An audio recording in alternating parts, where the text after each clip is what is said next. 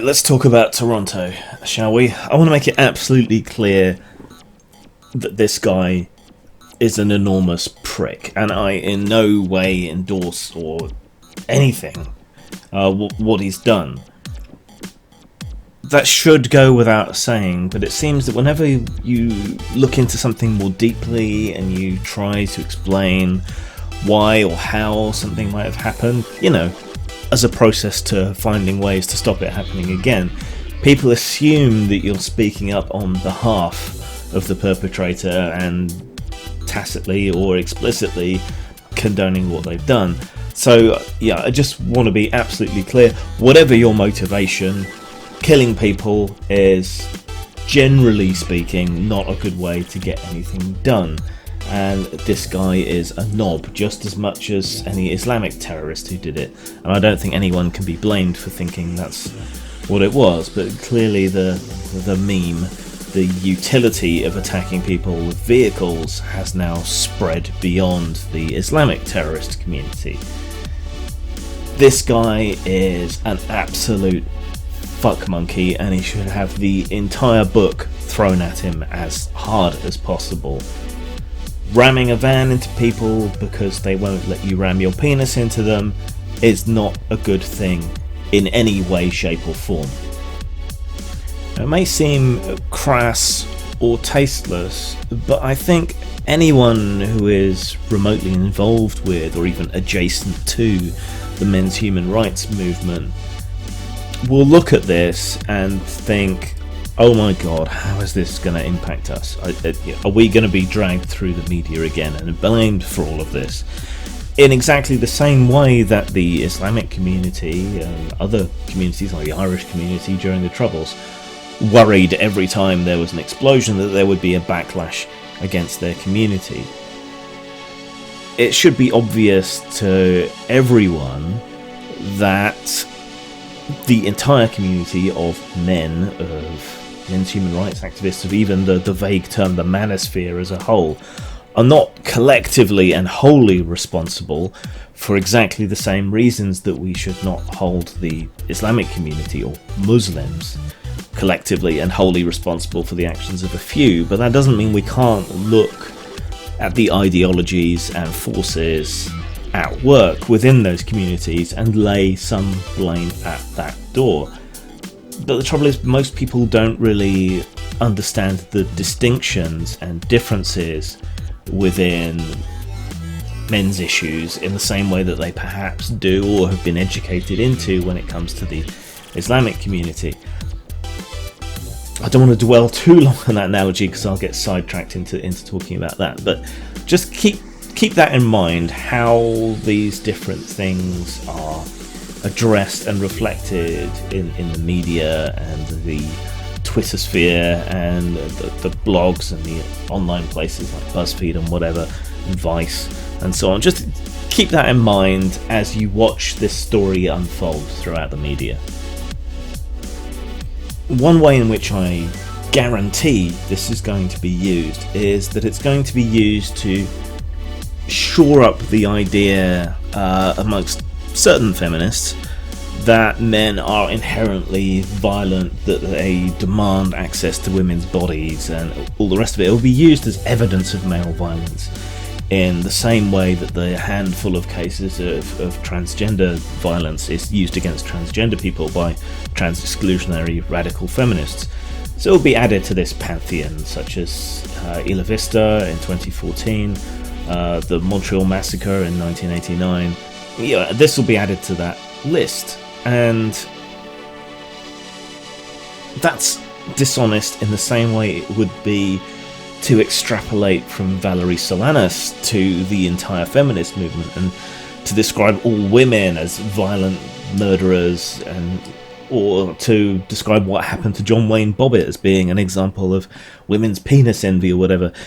Cherry picking cases doesn't make a case, but there is clearly some sort of problem there, and we do seem to hear about this more often from Canada.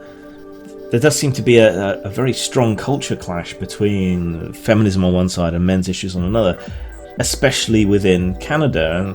And a little odd. I think it's to do with the fact that Canada is probably the most progressive, in inverted commas, country in the Anglosphere, more than Australia, more than Britain, more than America. And without the language barrier, there's less resistance for these kind of stories and so on to travel between different countries via the media. So I think that's maybe why we hear about it more from Canada than we do otherwise. But this murderous cock pump, he definitely drew inspiration from Isla Vista, which is America, not Canada, and has been either ironically, which I suspect is the case, or genuinely praised amongst certain Incel, which means involuntary celibate communities. So you can draw a direct line from Isla Vista to this particular person, and you can see the kind of community and so on from which he is drawn. Isla Vista was interesting because there was a really strong concerted attempt to pin his actions on the men's human rights groups, and there was just no link whatsoever. There was also attempts to link him with the pickup artist community, who are scum, but he was actually part of groups that criticise them as ripping off and using vulnerable men. So it's just not really accurate or honest to try and say these things are connected to a particular community, even the incel community. But we can look at these issues and we can try and see what the root causes are. And to be honest, we really already know. What people call the manosphere is such a huge amorphous blob of stuff that anyone can put their own spin on it. The guy who runs We Hunted the Mammoth, he puts a profoundly negative and misogynistic spin on it, and it does seem to include all sorts of things, everything from bodybuilding forums, fitness, self-help, the incel community, the involuntary celibate community, MGTOWs, which is men going their own way, men's human rights. It's all kind of lumped together, even though a lot of these groups kind of hate each other. Even pickup artists and pickup artist critics are placed within the manosphere. So you can see that's essentially meaningless. But yeah, it's worth discussing some of these things. There are lots of people who do discuss men's issues. Many of those people are considered to be feminists, and they approach from that perspective. But to really get into the kind of area that we're talking about, you have to talk about men's human rights activists. And I consider myself an egalitarian rather than a men's human rights activist per se, but I believe that it's men's issues that are the priority, at least in Western countries at the moment, and I see what's happened here as an example of that. So MHRAs, men's human rights activists, are interrogating our ideas about gender, specifically the male gender and interactions between the male and female gender. It's an alternative view to the feminist one. In some cases it's becoming a mirror image of feminism, which isn't so good. But overall, I think they're trying to construct new concepts of masculinity and to address these unaddressed problems like male suicide, male homelessness, the devaluing of fatherhood and problems with the family courts, false accusations, online lynch mobs, and so forth. So yeah, that's kind of the normative side of things. Maybe going a bit deeper, you might find MGTOW, men going their own way. These are men who want to separate themselves from women, live their own lives free of the rest of society. They don't feel that they're owed anything, they just want to deny owing anyone else anything. The extreme end of that gets a bit murky. They're kind of the mirror image of feminist separatists that you used to see in the 70s and 80s and so on, but interestingly there's no equivalent to political lesbianism within the MGTOW community, which is a little odd, perhaps, or maybe not. underlies the difference between the genders. Then you get to the incels, where MGTOWs aren't really so resentful. They're just looking to make a way for themselves, separate to all the expectations and everything in life, which is a little odd, but you can kind of understand and respect why someone might want to do that, in the same way you can kind of understand and respect why feminists might want to separate themselves from society at that particular extreme. It's still an extreme mode of thought, but it's one that's graspable. Incels, on the other hand, feel like they have been excluded from society rather than choosing to exclude themselves from society in the way that MGTOWs might, perhaps. Involuntary celibate just tells you everything you need to know. They want to be validated, they want sex, they want female companionship, and they feel that they are denied it. They feel that they are friend-zoned. They feel that Chad's and Stacey's, or is it Becky's? I can't remember which. Attractive men and women are objects of hatred for them, hatred and envy, and they feel that they are not worthy of the attention and the sex that they get. They will often feel that they have put themselves out for someone a great deal and have proved themselves to be emotionally supportive and so on, and yet a woman will brush them off and yet go off with this horrible guy. So it's a kind of extreme end of the whole friend zone thing, which I do think is a genuine phenomenon that most people just write off without trying to understand it.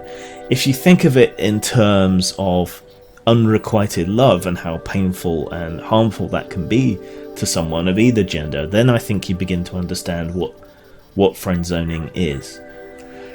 And incels are the extreme of that, and that appears to be the community from which this guy has emerged and done something horrendous.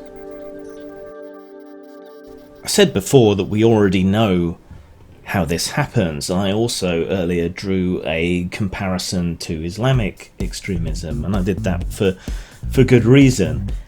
Islamic terrorism stems from Islamic extremism, which is rooted in a loss of identity of the culture within which people find themselves, a struggle to find that identity. Many of the people involved are disaffected, overeducated young men who find themselves at a loose end with no way to fit into society and no real future that they can point towards.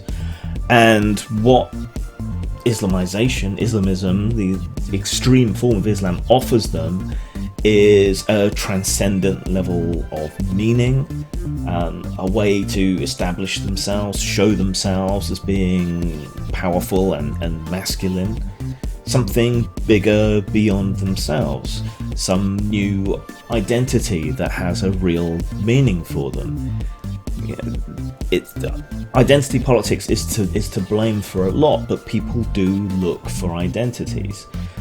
It's when those identities are toxic or established in opposition to one another that I think you find these kinds of problems, whether it's a victim narrative or an aggressor narrative. This extreme end of Islam defines itself as being separate and above and in opposition to others, and you can see the same thing in this incel community as compared to MGTOW and so on, whereas one is separatism, one is aggressive and full of hatred and resentment. And we also know one of the major things that fuels radicalization is echo chambers, which the internet is fast breeding in all kinds of ways. The far right, the far left, Islamic groups, radical feminist groups, radical masculinist groups, radicals of all kinds tend to be locked into these echo chambers, some of it through self-selection, but increasingly as the online world and the offline world becomes more and more censored, there are less and less safe outlets, and the group becomes smaller, more hardcore, and less exposed to outside media and ideas, it becomes more radicalized. And we know that within these groups, the overall trend of belief tends to move towards the extreme over time, because there are none of these counterbalances at work. Incel was one of the Reddit groups that was banned and removed, and instead the hardcore of it moved to a smaller, less accessible, less visible, more extreme set of forums. So I think you can see what I'm driving at.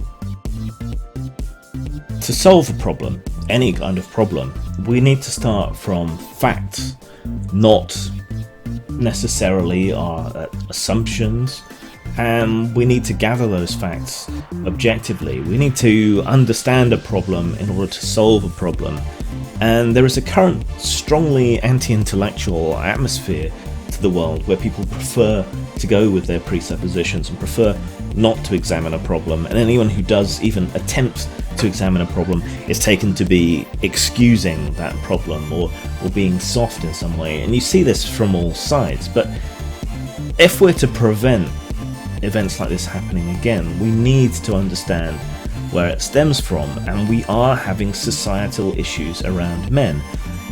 Even that statement is controversial and will get me branded as an extremist by some people. It will mean some people will consider me to be on the far right or to be sympathetic to this person.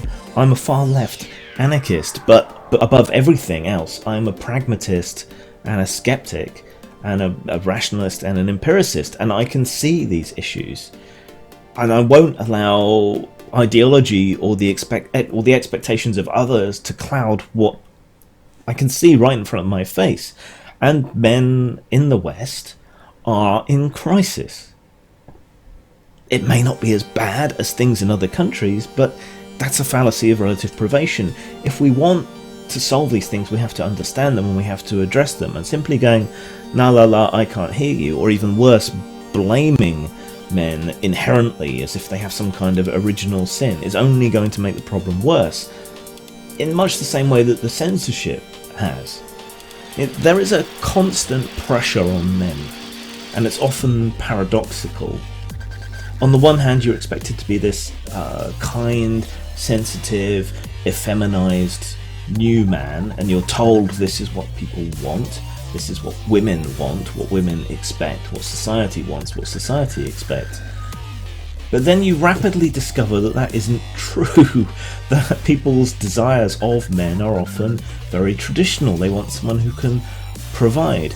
Women want to marry up in terms of finance or respect or standing, things like that. And so there is this paradox which the incels interpret as the Chad problem. You know, they see themselves as being nice, kind listeners, potential providers and so on, being rejected for the aggressive, more masculine man. And there is a certain amount of truth to that. There are any number of studies getting people to rank by attractiveness depending on certain criteria, and you will see that, very broadly speaking, it's a bell curve, as most of these things are, so hashtag not all, but you will see that, yeah, this underlying truth does exist. They take it to an extreme and it builds their resentment and horror and so on, and there are people who want different things, but on a broad speaking societal level we do have this issue, this paradox. There is constant censure of masculinity as well. Right from the moment you go to school, you know, you're told off for roughhousing, you're told to calm down, not to run around. Every kid seems to be wrapped in cotton wool against the possibility of hurting themselves or learning something by scraping a knee or doing something they shouldn't, jumping off the top of the slide, whatever else. So there's this constant pressure to calm down, be quiet, not to exercise your boyhood. Again, bell curve, hashtag not all, but enough for it to be a problem. And this continues throughout schooling, with the shift particularly away from practical subjects towards academic subjects, and so much being done to encourage girls but not to encourage boys, even though in Britain, for example, it's working class white boys who are doing the worst in school. I don't think colour has much to do with it, at least not directly, but I think there is an implicit racism, a certain degree of expectation that you're expected to give more attention, more resources, more time to others, and this only breeds racial resentment. But I don't want to get off track. The point is, boys are failing. Boys are entering university at much lower levels. All we ever hear about is pay gaps and education gaps, because not enough women are going into these particular high-tech subjects. Never the other way around. Boys are never actually encouraged at that level to go into caring professions, or psychology, or care for the community, or nursing, things like that. There's no commensurate balancing push to masculinize, and the workplace is increasingly feminized as well, as first world Western nations shift to service economies and more actual work disappears, and we don't put enough emphasis on practical skills, apprenticeships, things like that. And what apprenticeships we do have are being exploited and abused, unfortunately. This is not an example of the patriarchy hurts men too, because a patriarchy is a society by and for men that venerates men and holds them above women. This isn't that. In a patriarchy, men wouldn't be harmed and discarded in this way. And as much of this pressure comes from women as it comes from men, pressure to succeed, pressure to provide, pressure to be simultaneously masculine and effeminized at the same time, resulting in a kind of schizophrenia. This is what they call kyriarchy, which is a wider concept than patriarchy, that there are a whole set of pressures and problems on everyone, and everyone has issues.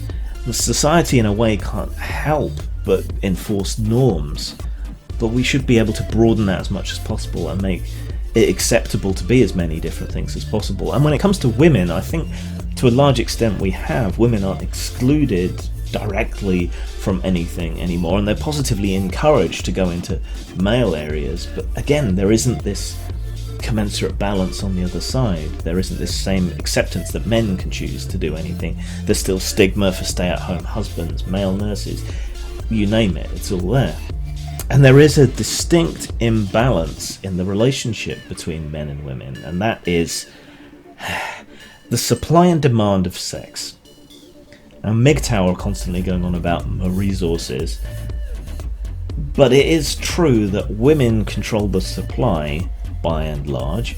Again, bell curve, hashtag not all, and men are the ones who have the demand. Men want sex, women have it to offer, and offer it basically in exchange, in crude terms. It's horribly unromantic and reductionist, but for the sake of this argument, it's good enough to go with. And incels feel that they're being denied any opportunity to get that. This isn't to say that women should feel obliged or forced or should have to supply sex to anyone who wants it. It's just an acknowledgement of the uneven playing field here. And the only way outside that would be to force yourself upon someone, which is to turn your back on society as a whole, to become an outlaw hated by everybody, because nobody approves of rape. Now, a lot of people want to shift this pressure onto sex workers. They think that as a solution, if we legalise and decriminalise sex work, which is something I do support, then people like this will be able to access sex and therefore will be less likely to do things like this. But the fact is they're probably still going to resent having to pay for it. And we shouldn't expect sex workers to be therapists, really. I'm given to understand that a lot of men who hire prostitutes often want to talk, want some affection and closeness just as much as they want the physical act of sex, but it's still not really fair to push that onto that industry. These men need more than just sex. They do need intimacy, they need social connections and so on. And they're often at the extreme edge where we found this guy, mentally ill. And getting your end away isn't sufficient to solve that. Lack of sex does exacerbate and increase psychological problems in people, but we just can't do that. I think it would help to a degree, but it's unfair to expect sex workers to take on that societal burden, which is a health burden. And I see this in the BDSM community as well. The BDSM community has, within the last 5 years, 10 years maybe, been flooded with people who are actually pretty vanilla. You've got middle-aged, unsatisfied women seeking some kind of thrill and seeking a masculinized sexual experience. And you've got rather vanilla men who just want to be slightly dominant in bed. And these people have flooded this community, and it's caused a lot of problems within that community, because that just being what even 10 years ago was considered normal is now seen as kinky or fetishistic. And so the only safe place to express that is within a community that used to be much more kinky and fetishistic. So, are there any solutions to all of this? I don't know. I don't think the societal will is there. We're still very much stuck in this story that we tell ourselves, that women are oppressed, men are powerful. Whenever we bring up male suicide, it's whining. Men are told they should talk more, but when they do, they're told to shut up. We ignore domestic violence against men, or even find it funny, until we break out of that paradigm and we start treating people equally. When we start addressing the individual and their issues rather than a collective group, and considering all members of that group victimized. Until we start doing that, I don't think we can get anywhere. And like I say, the societal will isn't there. As an example, there's Laurie Penny's hot take, which went, of course, the incel movement is about immaturity and self-loathing. What terrorist movement isn't? The difference is that when it's young white men, their pain is considered an excuse, a reason to treat them with kindness and understanding. I think they've had enough of that. And can you imagine her, again I'm going to draw the parallel, can you imagine her saying that about the Islamic community and Islamic terrorism? You know, she would be seeking and striving to understand the causes. She would be talking about racism and marginalization in that instance.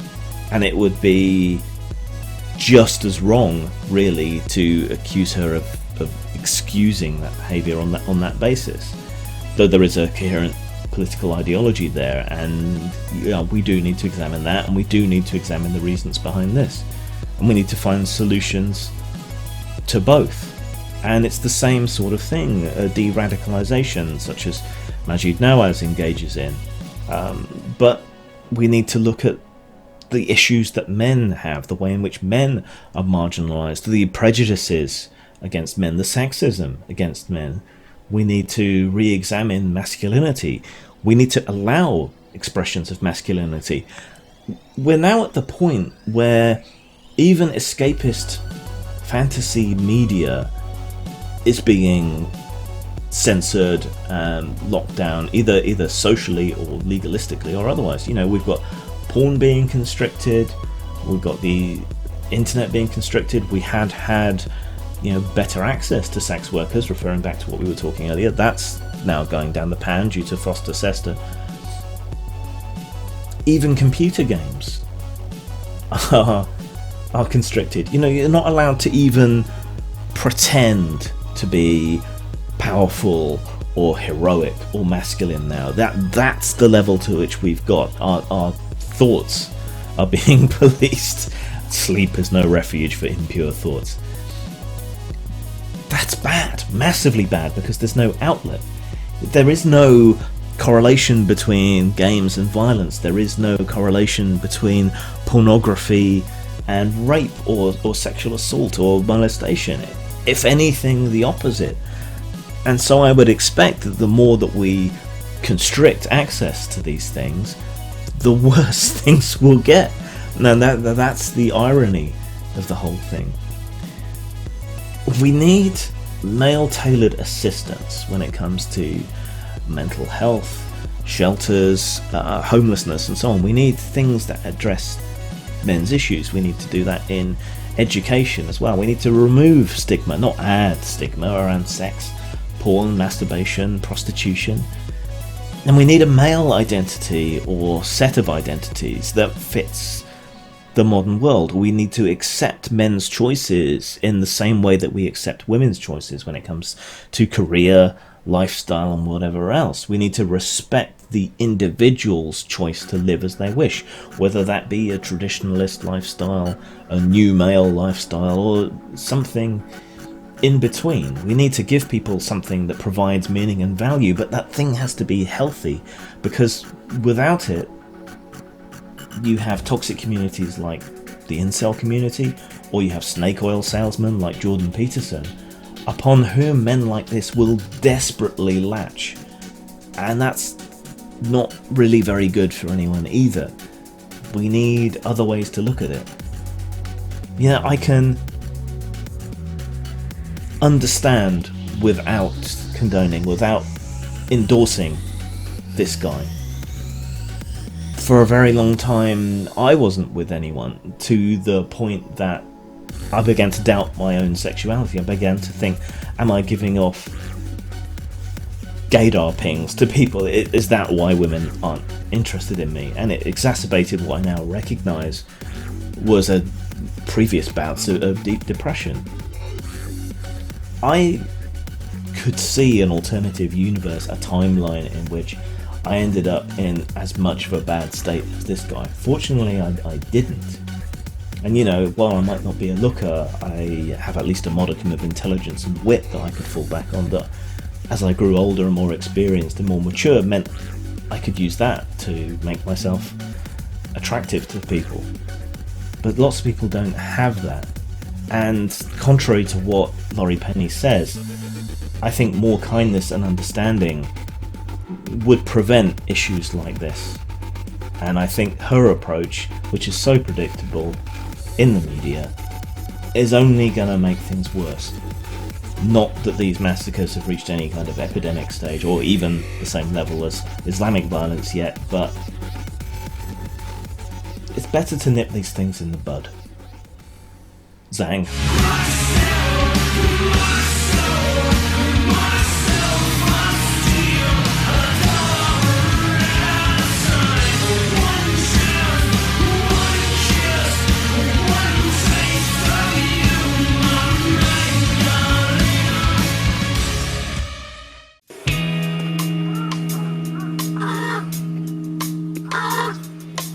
I don't know.